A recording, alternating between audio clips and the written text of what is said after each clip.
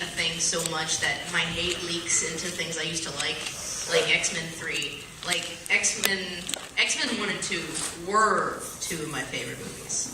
Then X-Men 3 came out, and I hated it so much I stopped reading comic books altogether, and I never really watched X-Men 2 again.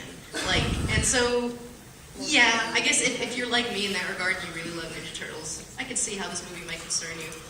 I would advise you not to see it. But X-Men 3, I went to a depression for like 6 months. I hated it so much. So much. I still do. Mystique's still a mutant. Mystique's still a mutant. She's still a mutant. It's so bad. Speaker hacked. Oh, I guess we'll talk about that at a later panel. We'll have our hour-long X-Men 3 debate. You.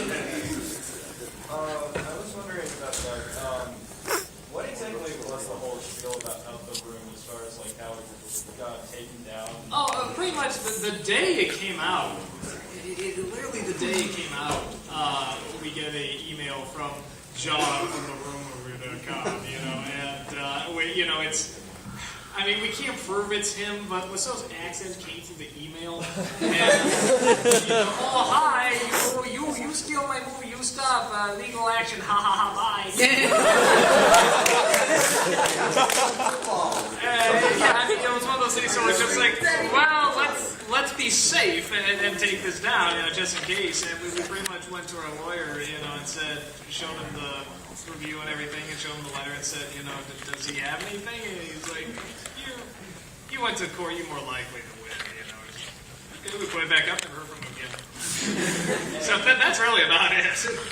And also, how do you actually think, what exactly is the process of like writing a script and making it involved in?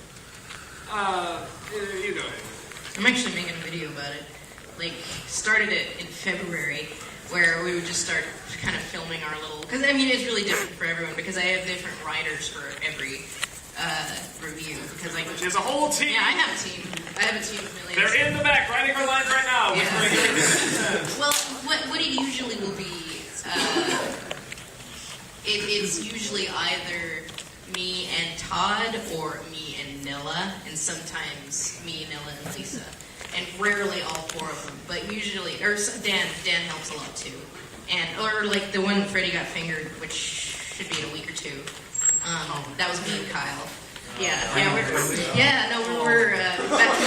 was Kyle from Browse Hill High, because we were reviewing it as a neo-surrealist art piece. No, I'm really excited about that one. I think it turned out really well. But it really kind of depends on what it is and how it starts and who is there. Because I mean, it's gotten a lot easier to write once I started dating Todd, because he's got so much more energy for it than I do. And for me, it's pretty much like my brother and I will just slap on the movie, and we'll pretty much just like notes. Yeah, like watching Mystery Science Theater, we'll just shout jokes at it, and I'll write down the ones I think of the funny. There's actually on the Volume 3 DVD. There's actually a whole thing that shows you how I make a Star Trek episode. Only $20 you can buy it today. One episode.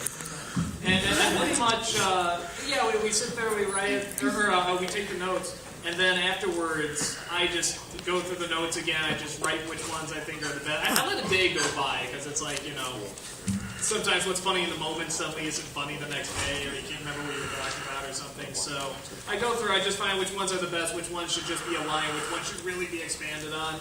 And, I mean, my scripts, I finally saw what your scripts look like with the crossover, but mine doesn't even have, like, spaces. It's literally just, like, text. A wall of about 3 pages, just a wall of text. I also usually, discriminate within it, which I haven't done yet, but, I use it, a highlight or something to say what goes on screen and what doesn't. I can usually figure out stuff out. The only stuff I highlight is anything that I know I'll have to do later for a picture or something like that. I'll highlight it in red. Like if I know Jim J. Rod's picture is going to go here, I'll highlight it in red. Or if I know I have to shoot this at a different location, I'll highlight that in red so I can never come back to it. But that's pretty much about it. It's a very basic, very basic way of doing it.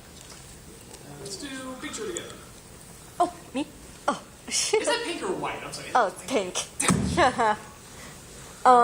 Yes, a suggestion for the holiday season. Are you familiar with the film called Annabelle's Wish? Yes.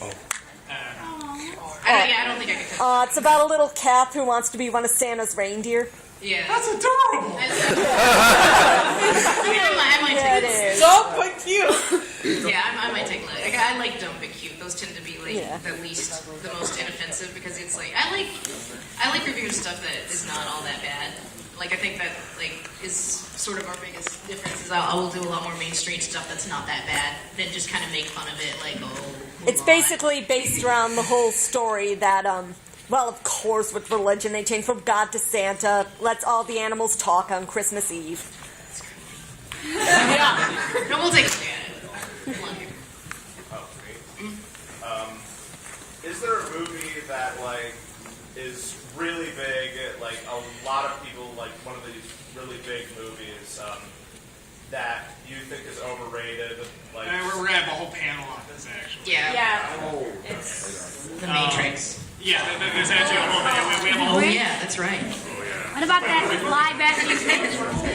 I always hated the Matrix. Oh, that's awesome. I Yes, I'm not. And then everybody's like tuning out. They're just like, all right. You didn't like me. The fourth one, just like to be chased around. Oh, I thought you were talking. Oh, that's right. My default screen is Todd tied up. He's like, why are you showing me this? I'm like, because it's too. We should probably wrap up. Well, no. I mean,